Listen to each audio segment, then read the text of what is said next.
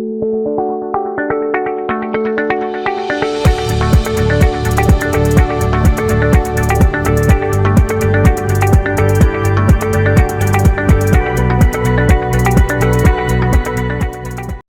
and welcome to Virtual Investor Conferences. On behalf of OTC Markets, we are very pleased you've joined us for the Precious Metals and Critical Minerals Conference.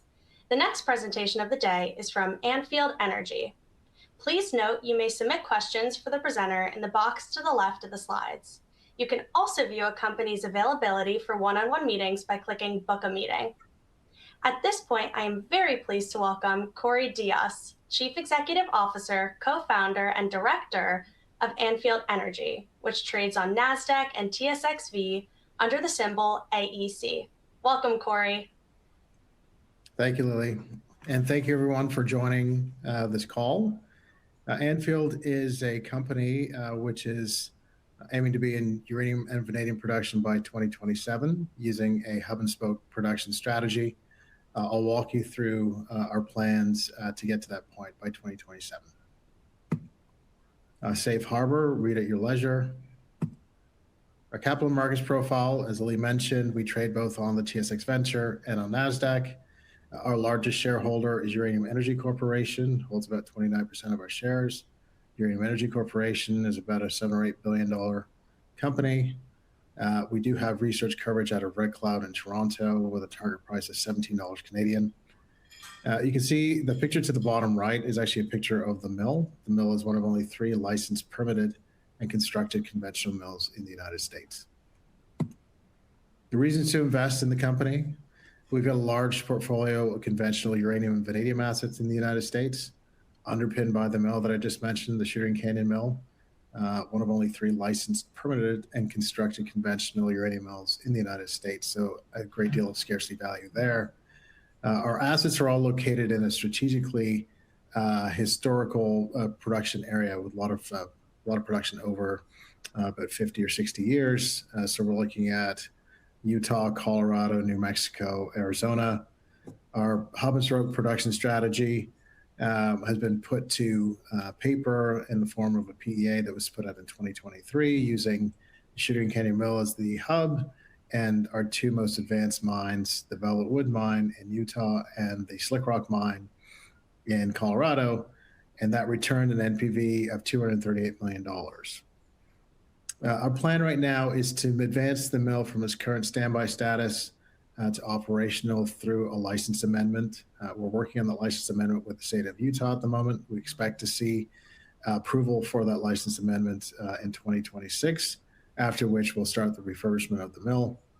And then finally, we have been working on, and we have been granted access to the Nasdaq market, which was a big milestone for us. So we've got great exposure to the US market and to US investors, especially given the fact that our assets are all in the US. And the picture to the left, you can see a shot of the mill itself.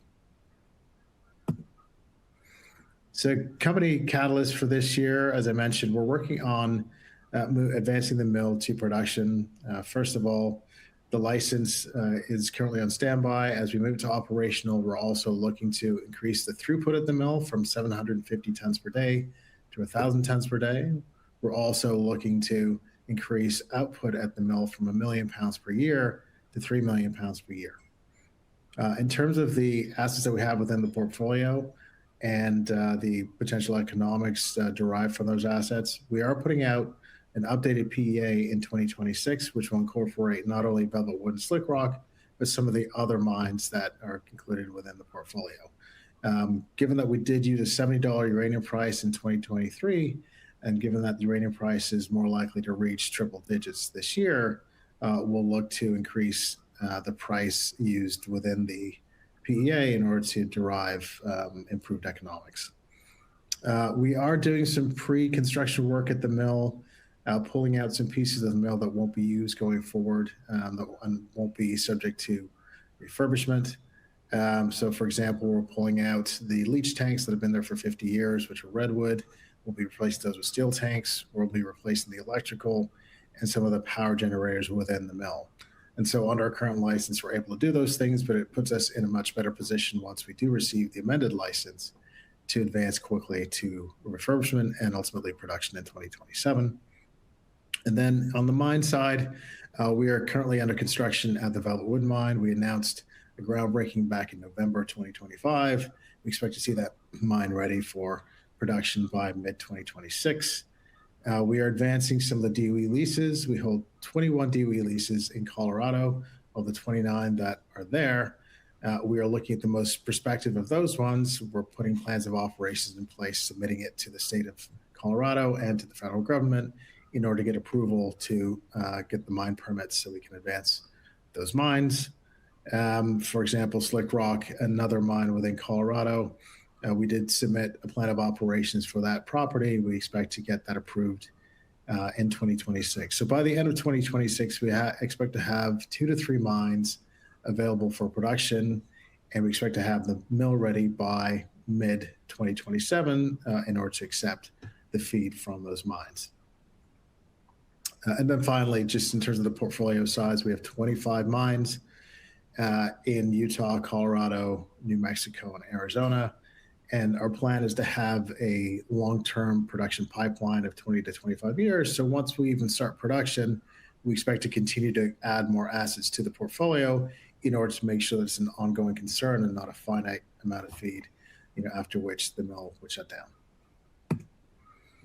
The macro overview of the uranium sector, it's a very global business. There's a lot of geopolitical risk associated with the sector, depending on where you're mining uranium. In Russia, conversion and enrichment, so other parts of the nuclear value chain, there's a significant concentration of conversion and enrichment of uranium in those areas. Kazakhstan, the largest producer of uranium in the world, has pivoted towards China as China's building out a number of reactors. So a lot of the pounds that will come from Kazakhstan to the west are now heading east to China. Niger, Orano, one of the larger French producers of uranium in the world, has lost its ability to mine in Niger due to a coup. That means that there are fewer pounds coming into the market from that region. And then finally, in the U.S., with the largest installed nuclear reactor base worldwide, it produces about 2% of what it requires. So it's dependent on a fair number of outsized producers of uranium in order to meet demand within the U.S. But opportunities continue to take shape in the sector. There's a massive build out of reactors worldwide, which means that there'll be a greater need for pounds which can be produced.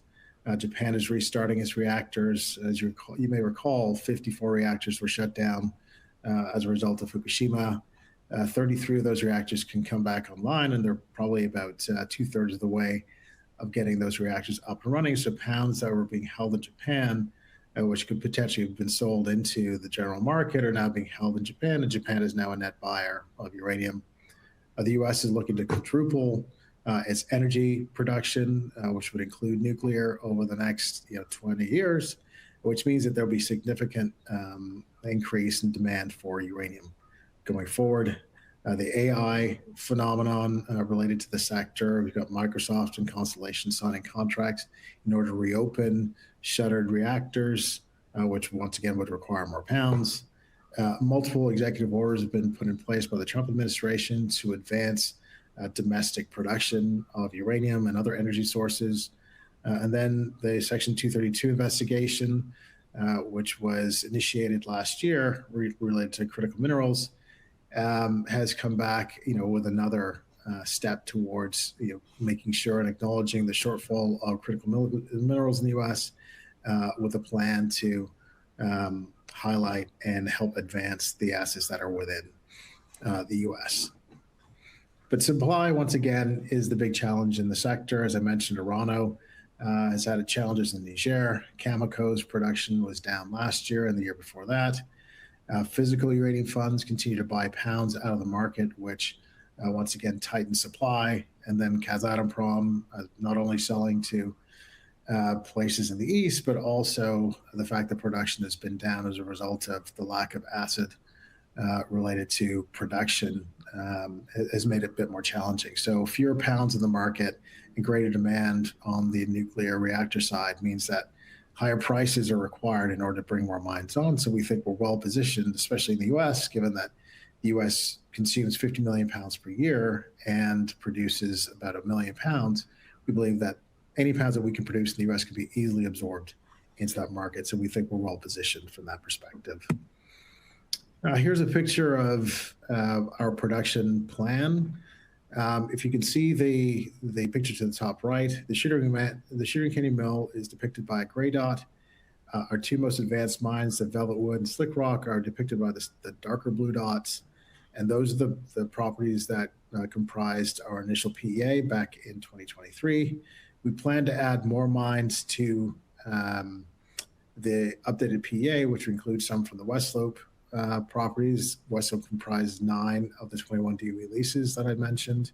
But we also have other mines, both the Frankham right next to the mill, Finley Tank in Arizona, and then not captured on this map, but one of our larger assets, the Juan de Foya mine in New Mexico, is also something that can be potentially restarted and shipped to the mill. So the Shooting Canyon Mill itself, you can see the pictures to the right, shows you some of the inner workings. You can see it's an existing facility. Some parts are, fit for purpose, and some are not.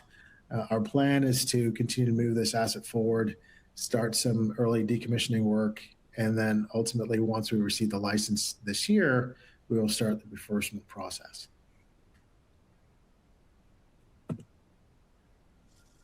Sorry, and one other point to be made here. So not only are we restarting the uranium circuit, but we're also adding a vanadium circuit, because within our portfolio, we have 100 million pounds of vanadium, which could be certainly profitable and certainly could be used for things like vanadium flow redox batteries in order to provide large industrial type power.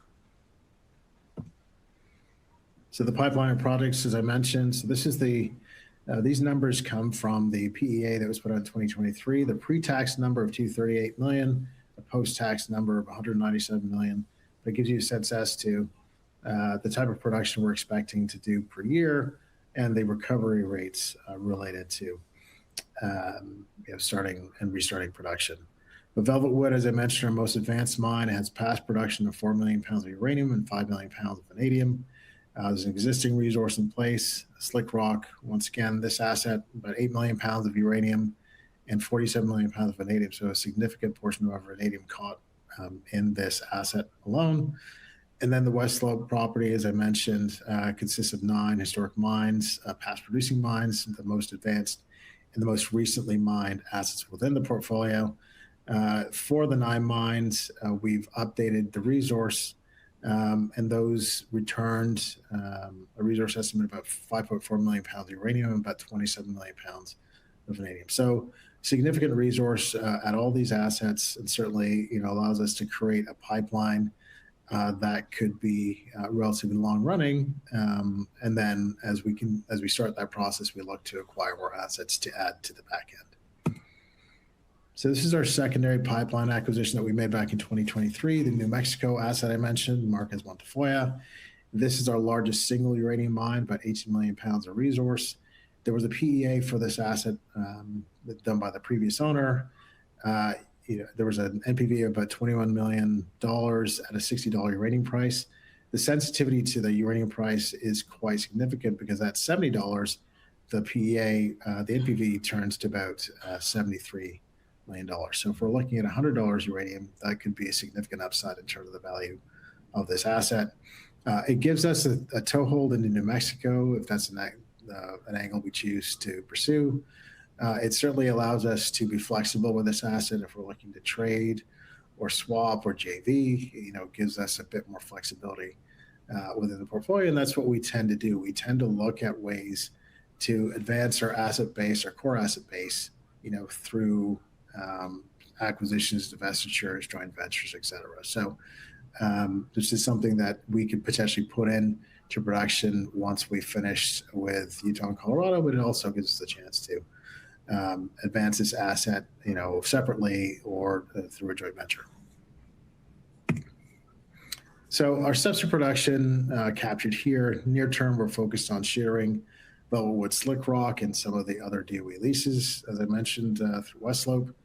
We do have a PA out, and we're planning to update that PA to incorporate other assets within the portfolio. Midterm, we're looking at the West Slope assets in Colorado, which are the 9 DOE leases, plus the other 12 DOE leases we acquired back in 2024. So we have 21 DOE leases from which we can determine the most prospective and advance those. And then longer term, as I mentioned, assets like the Juan Tafoya mine, the Frank M mine, and the Artillery Peak mine in Arizona. These are assets that we could potentially restart once we've completed our work in Colorado and Utah. But they also serve as opportunities for us to joint venture or swap in order to get assets which are closer to the facility or fit better into our portfolio. So peer comparison, I think this is an important slide. These are the companies which are either near production or in production. So that would be Anfield to the far left, followed by Energy Fuels, UEC, Uranium Energy Corporation, Encore, and Ur-Energy. You see our market cap is dwarfed by all of these players. The smallest of those parties on the slide are almost 5 times our size, so the Encore. We think that the valuation gap is unjustified at this point, and we think that within the next 12 months, we should be getting closer to at least the smallest of those companies, given our production profile and the opportunity within the sector. And you can see that it's fairly limited to a handful of companies that have the ability to process uranium, and that's the big differentiator for these companies, vis-a-vis our other peers, whether it's in Canada or the US. But I think there's significant upside in terms of the valuation just looking at this chart, given that we are on our way to production within the next 12 to 18 months. Management directors, we already talked a little bit about me, but we co-founded this business back in 2013. I co-founded it with Josh Bleak. Josh Bleak is a 4th-generation miner out of Arizona. His family's worked in uranium and in uranium mines for a number of generations, and he's our man on the ground in the U.S. I spent a lot of my time on the financial side and looking at ways for us to build better economics in order to advance the assets, whether it's through M&A or other opportunities. Doug Beam, our CEO, has been in the sector for about 50 years, has built both mines and mills, had known a lot of these assets before we even acquired them. And so he brings a great deal of experience as we look to advance the mill to production.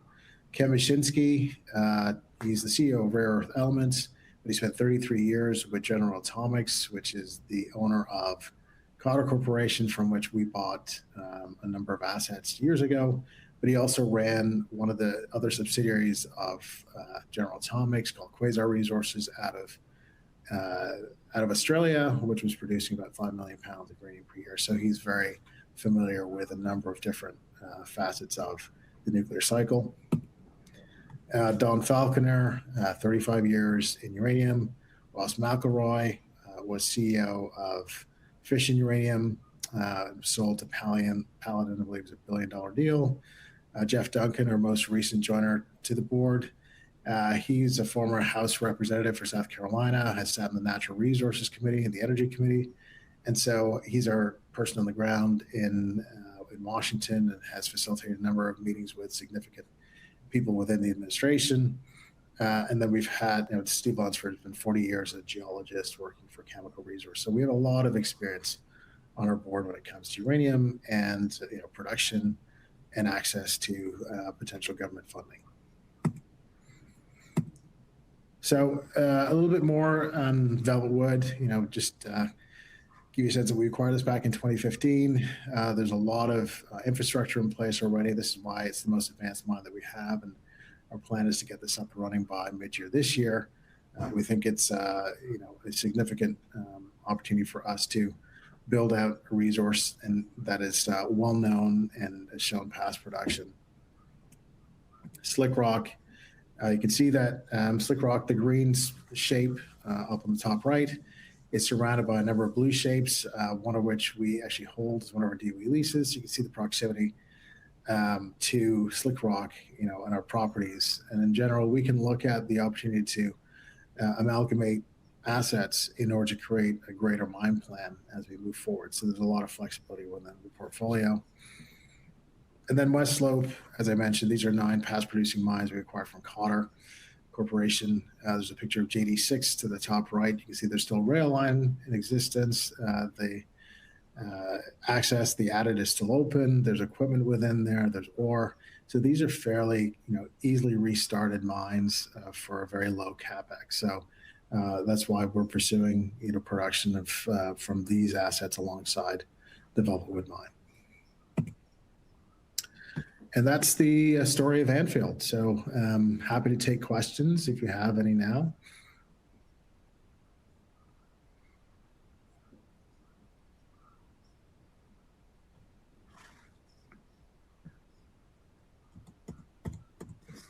Okay, so I'm reading through the questions here. I'll start with number 1. Let's see here.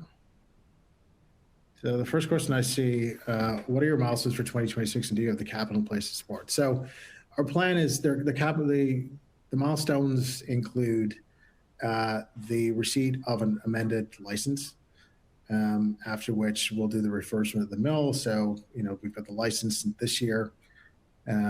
We expect to start refurbishment of the mill this year. We expect to have the Velvetwood mill mine up and running or ready for production in 2026. We expect to have at least 1 or 2 other mines ready for production in 2026. In terms of the capital, so we don't have the capital today. We haven't raised the funds today. That said, we do have equity interest from existing investors and other investors. We also have the opportunity to secure debt through debt lenders. And then finally, there is an opportunity for us to get funding from the federal government. As I mentioned, Jeff Duncan, who joined our board late last year, has the ear of a number of parties within Washington, and we've had a number of good meetings, which could potentially lead to funding. So we have a few different avenues, using one or all in some kind of mix to fund what we're required to fund for this year. And the catalyst, I guess this is similar to question, the first question I mentioned. The catalysts are those that I just mentioned. On to the next question. How are you positioning Anfield to benefit from U.S. policy moves supporting domestic uranium supply, and incentives are you actively pursuing? As I mentioned, we are one of a handful of companies that can actually start production of uranium in the near term. Having a processing facility gives us a massive advantage vis-a-vis other companies which simply have uranium mines available. So the ability for us to start production is attractive to companies or organizations or departments like the DOE, DOI, DOD, and certainly there's funding available from those entities to facilitate production. And so, we've had a number of good meetings, looking at ways for us to secure funding in that regard.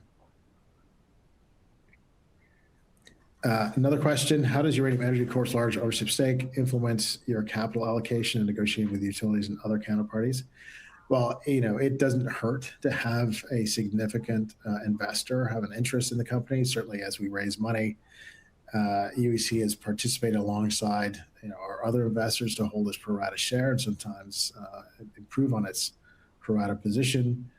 But certainly, it allows us to enter negotiations with utilities and others with a greater sense of credibility. It also allows those utilities to feel comfortable that we will be a going concern as we move forward, because I think that's very important when it comes to smaller companies. The ability to actually execute on their plans sometimes could go awry, but I think we're well positioned. We've been building this company for a number of years, and certainly UEC has seen the appeal of what we're doing, and one of the reasons why it's gotten involved is because of that appeal. So it certainly does help us as we move forward, looking to negotiate contracts.